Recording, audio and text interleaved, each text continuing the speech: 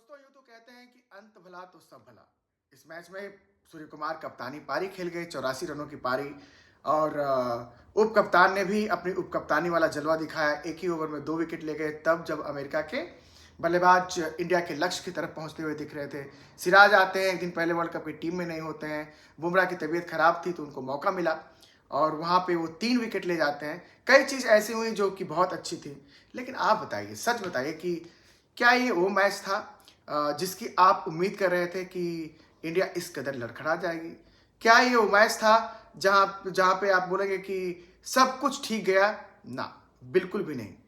आप कह सकते हैं कि शायद वर्ल्ड कप में आगे बढ़ने के लिए इंडिया को इस तरह के सबक की जरूरत थी, क्योंकि हम सभी गुब्बारा बने हुए थे।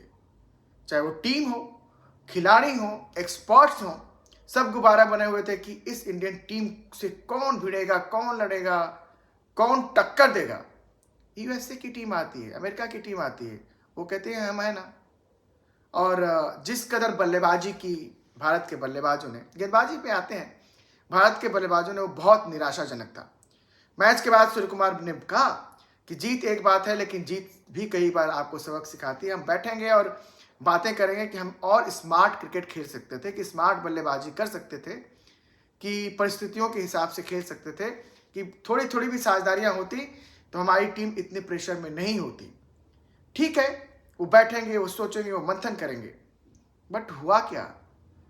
अमेरिका की टीम फील्डिंग करती है, आपको बुलाती है मैदान पे, और आप कह सकते हैं कि भाई माफ कीजिए अभिषेक शर्मा को, क्योंकि अभिषेक शर्मा को तो खेलने की यही स्टाइल है और वो ऐसे ही खेलते हैं। उनको लाइसेंस मिला हुआ है, टीम ने लाइसेंस दिया है। लेकिन पिछले 6 मैचों में देखिए दोस्तों, 5 न्यूजीलैंड के खिलाफ और एक ही वर्ल्ड कप का पहला मैच, 3 बार गोल्डन डक पे आउट हुए हैं। तीन 3 बार शून्य पे, वो भी पहली गेंद पे। तो शायद उनको भी रणनीति अपनी चेंज करनी पड़ेगी कि नहीं, ऐसा नहीं हो सकता है, 1-2 बॉल हम देख सकते हैं। गोल्डन डक पे आउट होना ना, वो बहुत एक बुरा तरह का रिकॉर्ड है। टूर्नामेंट बड़ा है, इंडिया डिफेंडिंग चैंपियन है, उनको देखना पड़ेगा, समझना पड़ेगा। चलो, एक साझेदारी होती है छोटी सी तिलक वर्मा और ईशान किशन के बीच में। तिलक वर्मा ईशान किशन के बीच साझेदारी से लगा कि शायद सब कुछ ठीक हो जाएगा, लेकिन पावर प्ले में स्कोर बोर्ड पर उतनी तेजी से दौड़ नहीं रहा था जितनी तेजी से दौड़ना चाहिए था। ईशान किशन थोड़े से टेंटेटिव थे इस मैच में, और गेंदें बल्ले पे ठीक से लग नहीं रही थी, कई गेंदें उनको डॉट खेलनी पड़ रही थी। उनको वो जाल ब्रेक करना था। जाल ब्रेक करने जाते हैं, मिड ऑफ पे कैच देकर आ जाते हैं, कूद पड़े थे बॉल पे, मिड ऑफ पे कैच दे पड़ते हैं। उनको भी आप कहेंगे कि लाइसेंस है भाई उनके पास, वो खेलते हैं तो तेज खेलते हैं, वो तोड़ते हैं गेंदबाजों को तोड़ते हैं, फील्डरों को चीरते हैं, कि उनके बीच से जगह बना करते हैं। उनको भी एक्सक्यूज दे दीजिए। तिलक वर्मा तो है ना संकट मोचक यार। तिलक वर्मा तो हर परिस्थिति में कभी संकट मोचक होते हैं, कभी विस्फोटक होते हैं। और एक ओवर में गिरते हैं यहाँ पे तीन विकेट। एक समय 45 पे 1 विकेट था, 45 पे ही 45 से 46 स्कोर होते होते इंडिया के 4 विकेट हो गए। ये गेंदबाज थे 2 साल्विक, और वो वहां पे एक ओवर लेके आते हैं, पहले ईशान को कैच कराते हैं, 2 गेंदबाज ही तिलक वर्मा भी मिड ऑन पे कैच दे जाते हैं, और कुछ देर पहले ही वहां से बचे हुए होते हैं, क्योंकि गेंद ना फील्डर के हाथ से जस्ट इतनी सी ऊपर से निकल गई थी। भाई साहब ने भी कैच दे दिया। 45 पे 1 से 45 पे 3 हुए, 46 पे 3 हुए। दुबे जी आते हैं, दुबे जी ने कहा कि गोल्डन डक सिर्फ अभिषेक को क्यों मिले, हमको भी करना चाहिए गोल्डन डक वाला काम। स्लो बाउंसर, जिसको आप भी छोड़ सकते हैं, हम भी छोड़ सकते हैं, कोई गली मोहल्ले का बच्चा भी, स्लो बाउंसर, सालवे क्यों बॉल, और भाई साहब ने नेत्रवलकर के हाथों में वो कैच थमा दिया। स्कोर हो गया 46 पे 4, और उसके बाद तो लग गई लंका। लंका यूं लगी कि प्रमोशन दिया गया था रिंकू सिंह को कि आइए ऊपर थोड़ा कुछ काम करिए, टीम संकट में है। वो तो पता नहीं आज किस मोड में थे, इस मैच में किस मोड में थे रिंकू सिंह। ना तो उनसे सिंगल बन रहे थे, ना स्ट्राइक रोटेट कर पा रहे थे, और अंततः झुंझलाहट में गेंद को मारने के चक्कर में वो चले गए। इंडिया का स्कोर हो गया भाई साहब 76 पे 6, 77 पे 6। हार्दिक पांड्या भी आउट हो चुके हैं। एक छोटी सी साझेदारी होती है कप्तान और उप कप्तान के बीच में, और यहां से टीम पहुंचती है 100 का आंकड़ा पार करती है, लेकिन जब लग रहा था कि शायद हम ठीक ठीक कर लेंगे, दोनों रह जाएंगे, तो आउट हो जाते हैं भाई साहब। अक्षर पटेल भी लगा क्या हम 140 भी बनाएंगे। कप्तान थे, कप्तान खेले और क्या खूब खेले।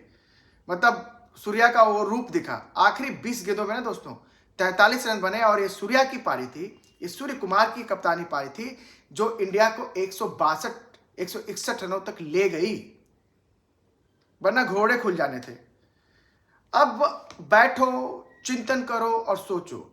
कम से कम यूएसए ने बाकी दुनिया की टीमों को ये बता दिया है कि जब आप प्रेशर डालोगे, ये इंडियन टीम भी बिखरती है। शेयर एरोगेंस में ऊपर के 4-5 बल्लेबाजों ने अपना विकेट खोया कि नहीं जी, हम तो ऐसे ही खेलते हैं, हम तो प्रेशर जानते ही नहीं क्या होता है।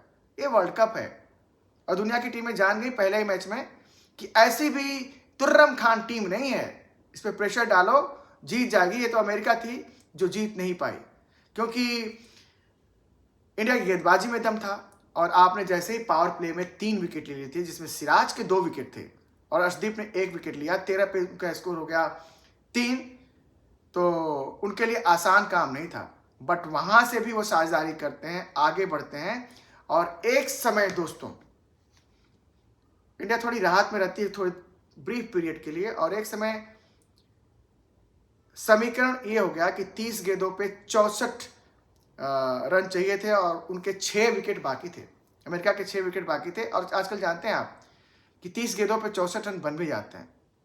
कप्तान ने उपकप्तान के हाथ में गेंद थमाई और उन्होंने खटाखट एक ही ओवर में 2 विकेट ले लिए। 98 पे उनका स्कोर हो गया फिर 6, और वहाँ से कहाँ ही वो जाते, कितना दूर जाते, क्योंकि नीचे के बल्लेबाज मार मार के भी कितना मारते। तो जा के भी, मतलब पीछे जाके भी ये टीम 132 के स्कोर तक पहुंची। आपको जीत मिली 29 रनों की, सिर्फ 29 रनों की। कप्तान साहब फरमा रहे हैं कि 5 दिन का गैप है, हम बैठेंगे, हम सोचेंगे, विचार करेंगे। लेकिन ये ठीक बात नहीं है कि आपका एक ही मोड हो कि हम मारने जाएंगे। आप परिस्थितियों के हिसाब से भी खेलते हैं। परिस्थितियों के हिसाब से ही खेलकर तिलक वर्मा ने इंडिया को वो एशिया कप का मैच जिताया था। आज भी परिस्थितियां वैसे ही थीं। सोचिए, बैठिए, पुनर्विचार कीजिए, क्योंकि ये मैच ना सिर मुड़ाते ही ओले पड़ने जैसा था भाइयों, कि आपने सिर मुड़ाया, ओले पड़ गया। मतलब आपको 440 वोल्ट का करंट लगा बल्लेबाजी में। मैं गेंदबाजी में नहीं कहता हूं, चलो गेंदबाजी में तो आपने अच्छा करना था, आपने अच्छा कर दिया। बुमराह की गैरहाजिरी में अच्छा कर दिया, क्योंकि सिराज 3-3 विकेट ले गए, अक्षर पटेल 2 विकेट ले गए, अर्शदीप जो कमाल करते हैं, अर्शदीप ने भी अपना कमाल किया। इंडिया की गेंदबाजी कसी हुई थी, लेकिन जिस बल्लेबाजी के बूते हम इतना उछलते हैं, उसने चिंता में डाला है। मिलेंगे सुबह 10 बजे लाइव, और एक एक बंदों से पूछेंगे सवाल कि ये क्या था, ये क्यों था, ऐसे कैसे होगा। ऐसे तो काम नहीं चलेगा। अब मिड इनिंग में हाल यह था दोस्तों कि आखिरी 3 ओवरों को छोड़ दें तो हम सभी सिर पकड़ के बैठे हुए थे कि होगा क्या, हो क्या रहा है। क्योंकि ये अमेरिका, ये यूएस की टीम न्यूजीलैंड के खिलाफ प्रैक्टिस मैच में 200 रन बना चुकी थी, और 162 से कम का स्कोर मुंबई के इस मैदान पे कभी डिफेंड नहीं हुआ था।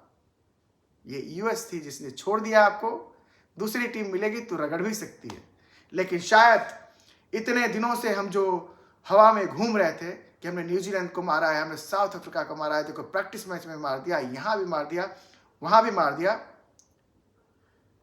रणनीति थोड़ी सी बदलनी पड़ेगी। आई होप कि कप्तान की एक तो ये पारी आई है 49 गेंदों पे 84 रनों की, उनके पास ऑथेंटिसिटी है। आज की तारीख में उनके पास फॉर्म है। बैठेंगे और अपने साथियों को बुलाएंगे, बताएंगे कि साझेदारियां सिर्फ वनडे क्रिकेट और टेस्ट क्रिकेट में जरूरी नहीं होती हैं, साझेदारियां जरूरी होती हैं T20 में भी। हर दिन ऐसा नहीं होगा कि अकेला चना भाड़ फोड़ जाएगा, सबको कंट्रीब्यूट करना पड़ता है। बट द फैक्ट इज कि इस मैच में बल्लेबाजों ने कंट्रीब्यूट नहीं किया। एक मैच गया है, इसलिए हम ज्यादा आलोचना नहीं कर सकते, शुभकामनाएं दे सकते हैं। शुभकामनाएं, आगे के मैचों में इसे सबक लेकर आगे बढ़ो और वो करके दिखाओ जिसकी उम्मीद ये इंडिया कर रही है। Thank you so very much दोस्तों, मिलते हैं 10 बजे लाइव। एंड प्लीज हो सके तो चैनल को सब्सक्राइब करते चलिए, नोटिफिकेशन की घंटी दबाते चलिए। आजकल हम लोग सुबह में 10 बजे सुबह की मॉर्निंग अपडेट लेकर आते हैं, शाम को 7 बजे तो हम करते ही करते हैं। मिलते हैं एक ब्रेक के बाद।